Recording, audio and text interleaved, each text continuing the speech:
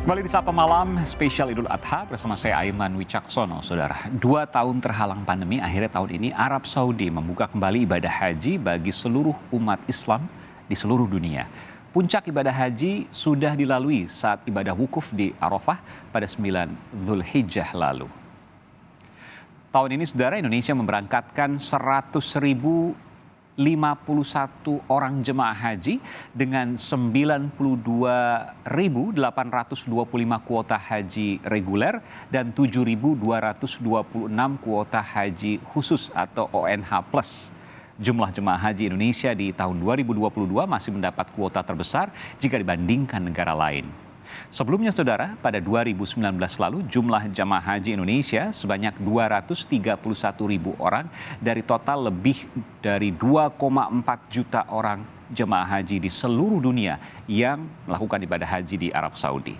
Lalu bagaimana makna Lebaran Haji atau Idul Adha tahun ini, khususnya bagi umat muslim di Indonesia? Simak perbincangan Ihsan Sitorus dengan Imam Besar Masjid Istiqlal, Profesor Nazaruddin Umar.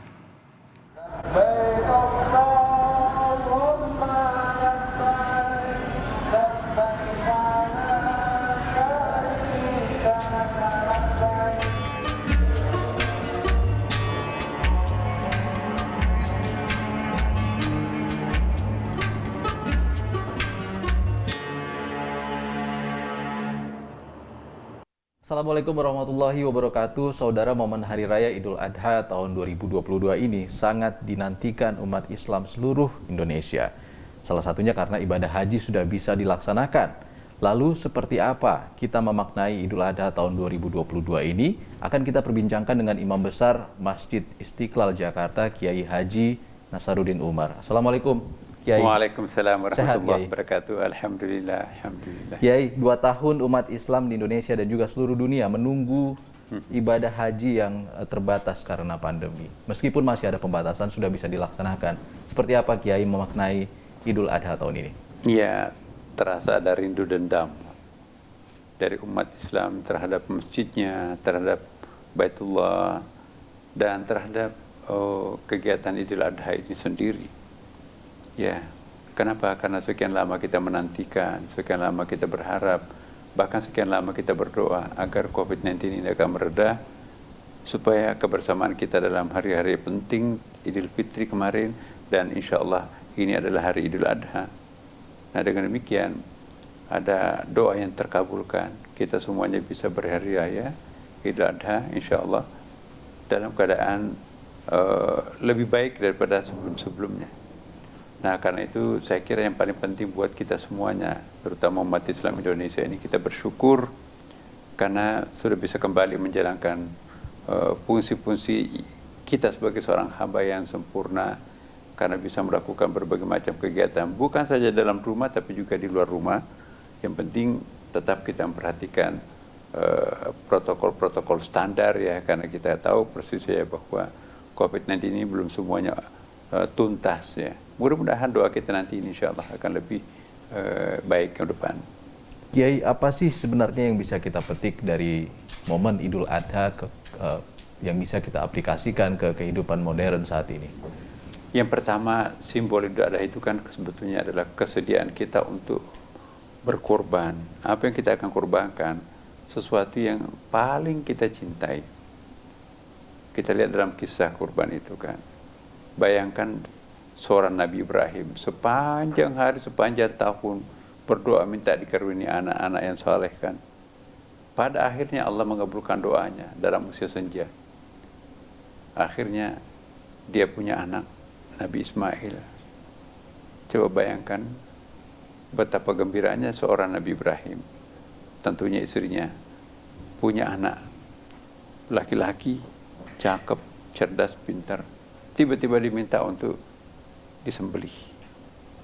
Nah, ini ujian yang paling berat ya kan. Sekian lama kita berdoa untuk mendapatkan anak yang soleh, dapat anak itu, tapi diminta untuk dikorbankan. Nah, kalau kita ambil yang tibar, kita tidak diminta mengorbankan anak. Kita cuma diminta untuk mengorbankan seekor kambing atau kerbau atau sapi, ya. Masa kita tidak bisa? Sedikit artinya buat kita bagi yang mampu ya, besar artinya bagi mereka untuk yang tidak mampu. Karena itu mari kita mencoba untuk mengimplementasikan kisah Nabi Ibrahim dengan mengorbankan sesuatu yang paling berharga bagi dirinya untuk dikorbankan. Nah, kita sekarang ini diminta untuk bagaimana melakukan sesuatu pengorbanan. Boleh jadi yang paling kita cintai itu bukan saja anak tentunya, tapi mungkin uang, ya, deposito. Kita kalkulasi semuanya, betapa banyak uang yang kita simpan di bank, betapa banyak harta yang kita kumpulkan. Nah, sudah saatnya kita mengorbankan seekor binatang sembelihan yang sempurna, ya, yang bagus, ya, tidak penyakitan dan betul-betul sangat sehat, untuk diberikan kepada fakir miskin yang benar-benar yang tidak pernah menikmati protein hewani. Nah, kita tahu Idul Adha itu kan sedekah dalam bentuk karbohidrat, ya kan, wajib zakat fitrah itu karbo itu. Nah, Idul Fitri ini adalah protein hewani kita kan. Sempurnanya sebuah tubuh itu kalau kontaminasi kalau kolaborasi antara karbohidrat yang perfect, ya, yang sempurna, dan juga protein hewani. Nah, ini artinya apa? Kita diminta untuk menjadi sehat. Al-aqlu salim fil jismi salim. Mensana in corpore sano. Pikiran yang sehat itu terletak di dalam tubuh yang sehat. Bagaimana kita bisa menjadi pemilik tubuh yang sehat, yang kemudian punya pikiran yang cerdas, kalau kekurangan gizi, kan? Kalau nggak pernah mengkonsumsi protein. Nah, kehadiran Idul Adha ini sebetulnya adalah sangat penting, artinya sebagai kekuatan simbolik untuk memberikan penyempurnaan kesehatan fisik bagi hamba Tuhan melalui ibadah, dalam bentuk ibadah sosial kita, dalam bentuk korban ini. Saya kira itu. Kiai, kalimat mampu berkurban ataupun mampu berhaji ini kerap kan dimaknai sebatas materi saja, padahal seringkali niat berhaji ataupun berkurban ini muncul dari umat Islam yang dikatakan belum mapan, seperti itu. Seperti apa tanggapan Kiai? Ya, bagus, ya. Setiap orang itu kan punya potensi untuk berbuat baik kepada orang yang membutuhkan. Ya, di dalam Al-Quran kan disebutkan wa yamna'un al-ma'un, yang enggan memberi bantuan, pertolongan padahal mereka punya. Artinya siapapun kita itu pasti punya kelebihan. Kelebihan itu perlu kita belanjakan sedikit untuk mereka yang membutuhkan. Ya, ada orang nggak punya harta, tapi punya pikiran, punya ilmu pengetahuan besar. Maka dia perlu mengorbankan sedikit ilmunya untuk mereka yang membutuhkan. Ada orang nggak punya harta, tidak punya ilmu, tapi punya kekuatan otot. Masa sih ada seorang ibu-ibu yang macet mobilnya di depan itu kebanjiran, mungkin perlu dibantu untuk mendorong, memancing akinya itu untuk hidup. Nah, ototnya dimanfaatkan untuk sedekah buat mereka. Jangan cuek terhadap orang lain. Mungkin ada orang tidak punya harta, tidak punya ilmu, tidak punya otot, tapi kekuatan doanya ada kan. Doakan bangsanya, doakan keluarga yang membutuhkan bantuan doa. Jangan hanya mendoakan diri dan keluarganya. Kan kita itu pada umumnya pelit dalam berdoa, hanya mendoakan diri sendiri dan keluarga. Nabi pernah menegur salah seorang sahabatnya, mungkin dia nguping kali. Hei, dari tadi saya dengarkan Anda berdoa. Yang didoakan dari tadi itu adalah anak dan istrinya.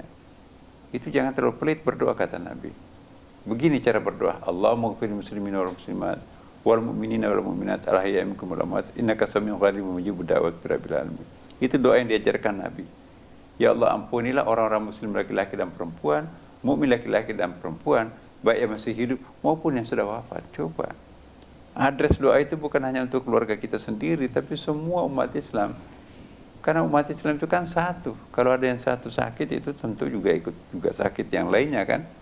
Umat Islam itu bukan hanya keluarga dekat kita, tapi semua umat Islam di negara manapun dia berada kan. Itu seperti tubuh. Ya, kalau mereka sakit, kita pun juga ikut sakit. Nah, itulah perlunya kita melakukan ibadah kurban. Ya, ini kan kita diminta hanya untuk berkorban hewan. Animal sacrifice, bayangkan dulu orang berkorban dengan manusia tuh. Human sacrifice. Jadi inilah misi Nabi Ibrahim. Ya, tadinya kan mengorbankan anaknya, tapi diganti dengan binatang. Ini artinya apa? Kita ada tadinya human sacrifice berganti menjadi animal sacrifice. Berkorban dengan anaknya sendiri, sekarang digantikan berkorban dengan kibas atau kambing. Itu luar biasa syukur kita kan, anak kita nggak jadi disembelih, tapi digantikan dengan kambing. Kambing itu kan murah harganya, ya. Sapi untuk 7 orang itu juga tidak seberapa harganya. Bandingkan dengan deposito kita, kekayaan kita yang Allah berikan kepada kita. Jadi alangkah pelitnya orang yang mampu, tapi tidak mau berkorban. Maka itu Nabi mengatakan, barang siapa yang punya kemampuan untuk berkorban, tapi tidak mau berkorban, jangan mendekati masjidku. Waduh, kasihan. Ya. Itu artinya ada semangat dari berkurban ataupun Idul Adha ini yang bisa kita tarik ke kebudayaan kita sebagai bangsa Indonesia yang kenal dengan semangat gotong royong. Kiai, bagaimana Kiai memaknai? Benar, ya. Kita adalah bangsa sampai Merauke itu satu kesatuan. Jadi persatuan kebangsaan itu juga merupakan satu diri. Ya. Kalau ada saudara kita di Papua di ujung sana itu, ya, disakiti atau didolimi oleh orang-orang lain, kita pun juga ikut sakit. Kalau ada persoalan teman-teman kita yang ada di Aceh di ujung barat sana, itu pun juga satu Indonesia itu juga ikut merasa disakiti kan. Itu satu kebangsaan, satu nusa, satu bangsa, satu bahasa. Tidak boleh ada sejengkal pun tanah air Indonesia itu yang dijajah oleh penjajah asing. Indonesia akan ngamuk tuh. Dan itu sah untuk kita protes. Nah, jadi pengorbanan itu bukan hanya dalam bentuk seperti yang sekarang kita gembar-gemborkan itu, kita harus menyembelih. Ya, kita juga di luar Idul Kurban pun juga mungkin pada bulan-bulan akan datang, ya, kita membutuhkan sosok figur yang membutuhkan bantuan. Ada anak yang cerdas tapi tidak sanggup untuk dibiayai oleh orang tuanya. Sedikit artinya buat kita, besar artinya untuk investasi ke depan bangsa kita. Anak cerdas itu kalau disekolahkan itu menjadi pemimpin yang hebat nanti di masa depan, ya kan? Jadi memberi beasiswa kepada anak yang tidak mampu itu kontribusi, itu korban, itu ibadah yang sangat bagus, ya. Contoh lain misalnya kan, kita mencarikan jalan keluar terhadap anak-anak jamaah masjid kita di sini yang tidak punya keterampilan apapun. Kita ajarkan pengalaman kita. Jadi itu ilmu yang kita ajarkan kepada mereka, sehingga dengan ilmu itu nanti bisa berkreasi, bisa mencari uang, membiayai nafkah, menafkahi keluarganya sendiri. Itu amal jari buat kita. Amal jari itu bukan hanya membangun masjid, tetapi mengajarkan ilmu pengetahuan yang berguna kepada mereka yang butuhkan. Itu kan juga amal yang tapi itu ilmu yang dimanfaatkan oleh orang lain. Sepanjang ilmu itu digunakan, dimanfaatkan oleh orang yang diberikan, maka itu amal jari buat kita kan. Artinya tidak perlu berkecil hati walaupun belum mampu untuk membeli hewan kurban ataupun belum mampu untuk berhaji.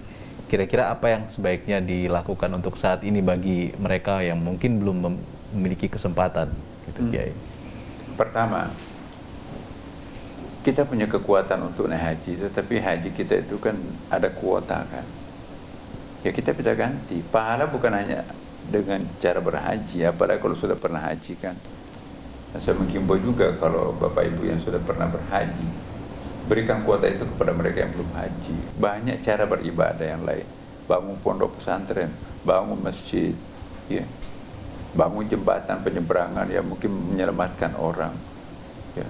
Berikan nafkah kepada mereka-mereka yang tidak sanggup untuk menyekolahkan anak-anak saudaranya sendiri. Kemudian juga memberikan solusi terhadap persoalan bangsanya sendiri. Ya.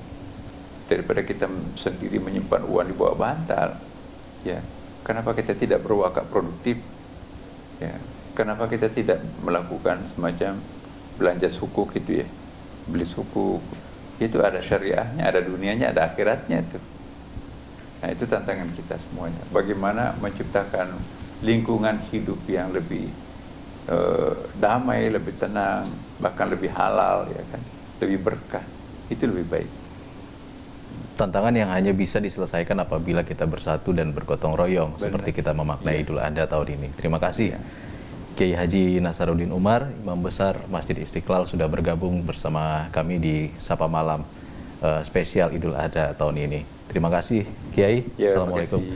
Saudara, demikianlah perbincangan kita dengan Imam Besar Masjid Istiqlal, Kiai Haji Nasaruddin Umar, tentang bagaimana memaknai Idul Adha 1443 Hijriah. Usai jeda, kami kembali dengan sejumlah informasi lainnya di Sapa Indonesia Malam Spesial Idul Adha.